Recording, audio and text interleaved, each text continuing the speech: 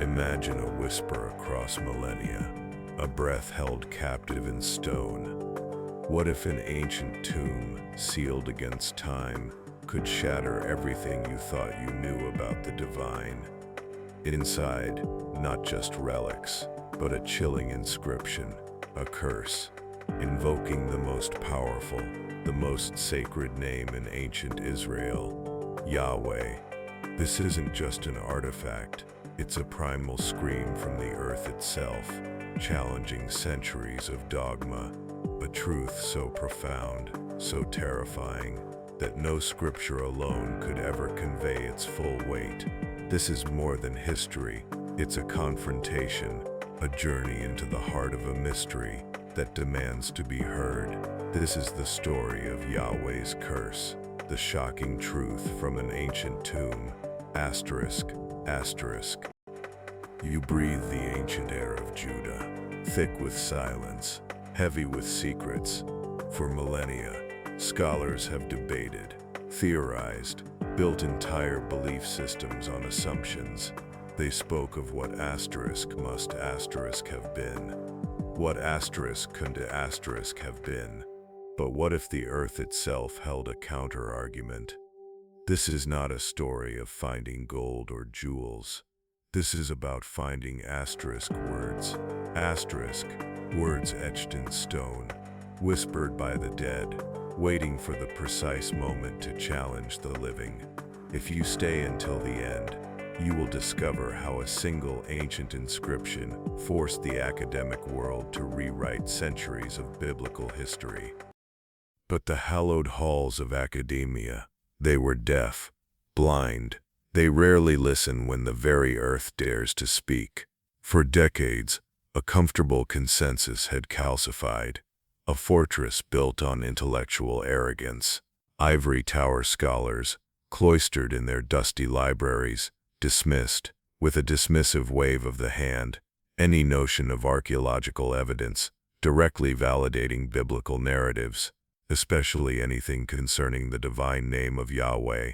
Asterisk, impossible asterisk, they scoffed, their voices dripping with condescension. Asterisk, anachronistic asterisk, they decreed, their certainties as impenetrable as the ancient walls they studied from afar.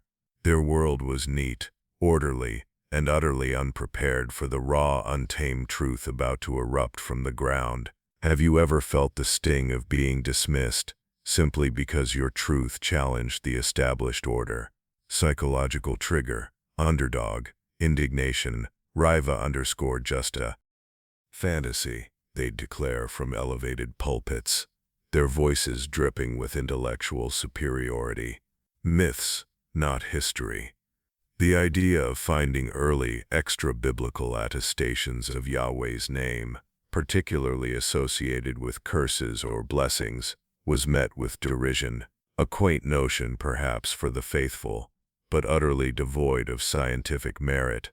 Their laughter, a cruel, dismissive sound, echoed through those hallowed halls, sealing off the very possibility of discovery. They had drawn lines in the sand, confident no inconvenient fact could ever cross them. Their textbooks were complete, their theories unassailable. But history, asterisk our asterisk history, rarely conforms to academic neatness. Imagine for a moment the rugged, sun-baked landscape of Judah around 800–750 BCE. This wasn't some isolated, idyllic valley. This was a crucible, a small, tenacious kingdom, squeezed between the relentless gears of colossal empires. Egypt to the south, Assyria, and later Babylon to the north and east. Every sunrise brought the threat of annexation, of cultural annihilation. Yet, amidst this geopolitical maelstrom, Judah clung fiercely to its identity, to the singular worship of Yahweh. This period, precisely when scholars claimed direct evidence was impossible, was the asterisk epoch for the consolidation of Israelite identity. It was when the unique covenant with Yahweh solidified, distinguishing them from the polytheistic fervor of their neighbors. Every harvest, every defense of their borders, every prayer whispered under the vast desert sky, was an act of faith, a reaffirmation of their unique relationship with the divine. Their very survival became entwined with their devotion. They built cities not just with stone, but with conviction. This wasn't merely a religious practice, it was the bedrock of their nationhood, the very soul of our heritage. It was in this unforgiving crucible that the seeds of a profound, radical monotheism were watered with struggle and defiance. And it was here, in this land steeped in both faith and conflict, that a voice from the distant past would rise, challenging centuries of scholarly certainty, ready to reveal a truth etched not in scrolls, but in the very earth of Judah itself, a truth they thought buried forever. But how do we even begin to hear these ancient voices? How do we decipher whispers from 2,800 years ago? The key lies in the silent language of stone, Paleo-Hebrew. This isn't the square, familiar script of modern Hebrew, the one you might see in a synagogue today. No, this is something far more primal, more visceral. Each letter, carved into the unforgiving rock, is a direct descendant of the Proto-Sinaitic script, itself an evolution of Egyptian hieroglyphs. Imagine, for a moment, tracing the lineage of a single letter, say Aleph, from a stylized ox head to the elegant modern character. It's a journey through millennia. Paleo-Hebrew letters breathe with the landscape they emerged from. They are pictographic echoes. The ayin is an eye, the mem is water, the bet is a house. These aren't abstract symbols. They are tangible representations of the world the biblical authors inhabited. To read them is not just to decode a message, but to step into their very perception of reality. The challenge, of course, is immense. These are not perfectly preserved manuscripts. These are often fragmented, eroded inscriptions, found on pottery shards, seals, or most rarely on rock faces. Every stroke, every faint line, holds critical data, but also invites misinterpretation. The stakes are incredibly high, because when we manage to decipher them. When these silent stones finally speak, they offer a direct, unmediated link to the people who walked these lands, who worshipped Yahweh, and who wrote the earliest versions of what would become our sacred texts. But what if one particular inscription, hidden for centuries, revealed something so profound, so unsettling that it would force us to reevaluate everything we thought we knew about early Israelite belief? And what if that message was a curse? This is where the soil truly speaks, not through grand narratives, but through the mundane, the discarded, the forgotten. Archaeological finds offer a stark counterpoint to the polished, often edited narratives found in later biblical texts. And imagine, the sacred scriptures we hold today were compiled, redacted, and refined over centuries, sometimes millennia, by scribes and theologians with specific agendas. They tell story, often a singular, authoritative one. But beneath the surface, the ground tells another story, a raw, unvarnished account from the common people, an altar found in a village, a personal inscription on a pot, a curse etched onto a tombstone. These are direct snapshots of belief, no editorial oversight, no theological filtering, just the visceral, immediate prayers, hopes, and fears of individuals living their lives in real time, in a specific year, under a specific sky. The difference is profound. It's the difference between a carefully curated biography and a stolen glance through a stranger's window. These artifacts don't just confirm biblical events, they expand our understanding of the lived religion, the popular piety that often ran parallel to, or even diverged from, the official state cult. They reveal a religious landscape far more complex, far more human, than the canonical texts alone suggest. But there's one detail that changes everything about these mundane finds. What if one such inscription, from an undisturbed tomb, spoke of a divine name, a curse, and a power that was meant to be forgotten? A tomb, not merely a grave, but a final home.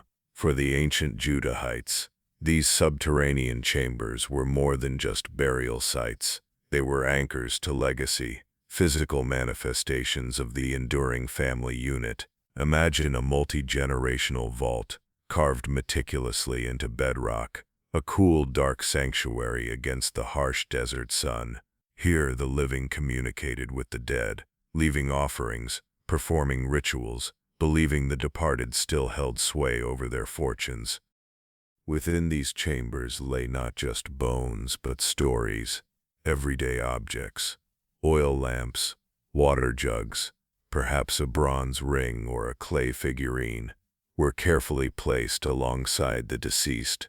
These weren't random items, they were provisions for the journey, symbols of identity, tokens of hope for a continued existence in the shadowy afterlife. They spoke of fears, the fear of oblivion, the fear of hunger in the spectral realm. They spoke of hopes, for reunion, for ancestral blessing, for the lineage to continue unbroken, each object, a whisper across millennia. But what if one tomb, one specific, undisturbed chamber, contained something more? Something profoundly unsettling. Not just everyday items, but an inscription, a text meant not for the afterlife, but for the living.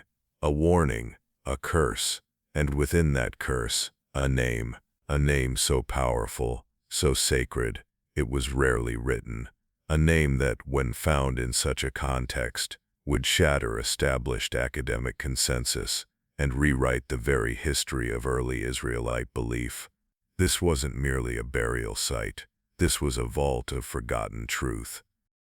The discovery began not with a grand announcement, but with a whisper of stone. Deep within the undisturbed chamber, beneath layers of collapsed earth and ancient debris, Dr. David Alon's team uncovered it. A limestone block, roughly hewn, approximately 30 by 40 centimeters. The initial excitement was palpable, a collective intake of breath among the dust-caked archaeologists. This wasn't just another rock. Its placement, its isolation, screamed purpose. Extraction was a ballet of precision. Every grain of soil, every tiny pebble, was documented. The block, heavy with the weight of millennia, was gently lifted, encased in protective foam, and transported to the field lab. Under the harsh glare of examination lamps, the meticulous cleaning began. Brushes, soft as a whisper, swept away centuries of grime. Then, a faint tremor of disbelief rippled through the room. On the surface of the block, barely perceptible, ancient lines began to emerge. A script, Paleo-Hebrew, faded, fragmented, but undeniably present. The air thickened with anticipation. Each stroke of the brush was a journey into the past, peeling back time itself. The script was not immediately decipherable, too faint, too eroded, but its presence alone was a jolt. This wasn't merely a grave marker. This was a message, a deliberate inscription. But what did it say? And more importantly, who was it for? The stone held a secret, a text waiting to unleash its forgotten truth. And as more characters slowly materialized, a cold shiver ran down the spine of every scholar present. This was no ordinary epitaph. The first clear words were a revelation, a jolt of recognition echoing across 3 millennia. Hagaf, son of Hagab. 2 names, simple, profound, and immediately 1,000 questions ignited. Finding asterisk. Any asterisk legible name on such an ancient inscription is rare. Finding common names, names that resonate with the hum of daily life, is almost unheard of. This wasn't a king, a priest, or a warrior, emblazoned in glory. This was Hagaf. Who was he? What deed, what life warranted his name being etched into this stone, in this forgotten place? The name Hagab, meaning grasshopper, immediately resonated. It's mentioned in Ezra 2:46, a name of one of the temple servants returning from exile, a seemingly minor detail, yet it anchored this discovery to the very fabric of biblical history. But what nobody knew was the asterisk context, asterisk of these names. Why here? What purpose did this stone serve? It wasn't a tombstone in the traditional sense. Its location, its very nature, hinted at something far more significant, far more unsettling. The stone wasn't merely identifying a person. It was marking an event, an action, a consequence. Remember the academic